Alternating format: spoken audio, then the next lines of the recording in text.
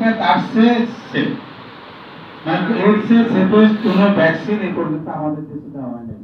আর করোনার মধ্যে আমাদের কিছু নেগেটিভ ইমপ্যাক্ট আছে, যে আসলে করোনাকে নটোরিয়াস ভাইরাস বলা হয়। ওর কি বলে, যেটা আমরা যদি বলি ওর ক্যারেক্টারেরই ঠিক নেই, অর্থাৎ এই জেনন্তকে চেঞ্জ হয়ে মানে সে তার চেহারা পরিবর্তন করে, যার কারণে আমাদের কোনো ভ্যাকসিনই কাজ করে না। তো এই যে আপনারা যারা কষ্ট করে আসছেন, বিশেষ করে আমাদের বিভিন্ন শিক্ষা প্রতিষ্ঠানের স্যারেরা, আমাদের সবার পক্ষ থেকে, প্রতিষ্ঠানের পক্ষ থেকে এবং কোভিড পক্ষ থেকে, যেহেতু এই ভ্যাকসিনটা দিলে কোভিড-বাসী উপকৃত হবে। আর আমাদের টার্গেটটা কিন্তু মিনিমাম 95% যদি আমরা না করতে পারি, এটা আবার আমাদেরকে পরবর্তীতে শুরু করতে হবে।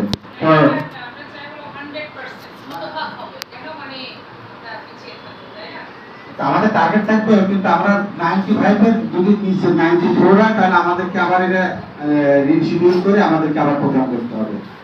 তো আমাদের এই প্রোগ্রামে প্রধান অতিথি হিসেবে লেনো মহোদয় উপস্থিত থাকার জন্য ওনার অনেক ব্যস্ততা, 3টা জুম মিটিং আছে, অলরেডি একটা মিটিং করছে, অফলাইনে মিটিং করছে, এরপর